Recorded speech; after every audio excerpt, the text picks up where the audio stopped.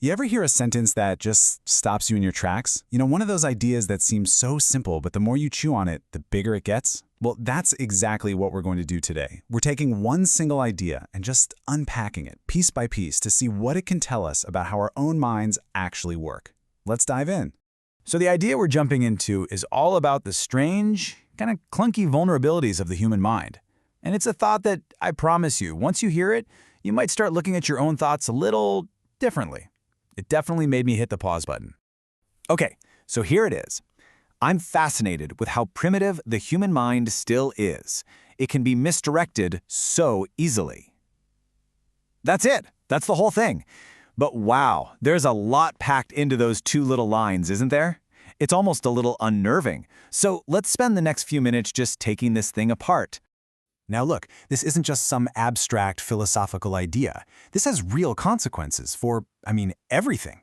From the ads we see, to the news we read, to the huge life decisions we make. So, you gotta ask yourself, what does this really mean for us? How does this so-called primitive and easily misdirected mind actually show up in our day-to-day lives? All right, let's tackle that first part, the primitive mind. I know, that word primitive might sound kind of harsh, right? Like we're all just a bunch of cavemen. But it's not about intelligence, not at all. It's pointing to something way deeper about the basic wiring of our brains. So when you hear primitive, don't think stupid. Think ancient. Think of it as the original operating system for your brain. It's the software that was designed back when our biggest problems were things like, not getting eaten by a saber-toothed tiger. It's built for one thing, survival. Snap judgments, not deep analysis of complex modern problems. And this really breaks it down perfectly. Think about it. We're all basically walking around with two different brains battling it out in our skulls.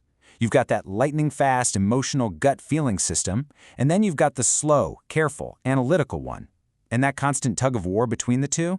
That's where things get really, really interesting. This analogy just absolutely nails it. We've got this incredible, modern hardware, our brains, our top of the line, but we're trying to run it all on this piece of ancient software that was programmed for a world that frankly doesn't exist anymore. Its whole purpose is to react first and ask questions later. Okay, so if we accept that we're running on this ancient software, that leads us directly to the second part of the quote, that our minds can be misdirected so easily. And here's the kicker. This isn't a bug in the system. Oh no, it's a feature. It's literally how that ancient software was designed to work. So, how does this misdirection actually happen in the real world? What are the cheat codes, the shortcuts that can hijack that faster, more instinctual part of our brain and just send us completely off course? Well, it turns out there are a few very powerful, very common ways our own minds can be used against us. This is basically the playbook. The whole goal of misdirection is to get around our slow, logical brain. And there are a few reliable ways to do that. You can hit us with a blast of strong emotion, like fear or anger, which totally short-circuits rational thought. Or you can tell us a story that's just so good, so compelling, that we don't even think to ask if it's actually true. Or you can just lean into our brain's built-in shortcuts, our natural biases that help us make quick decisions, but are often, wrong. And that right there is the secret sauce.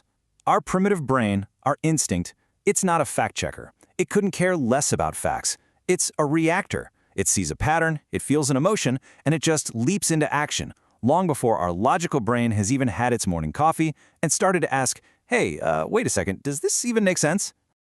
Okay, so we've got the two big pieces of the puzzle, right?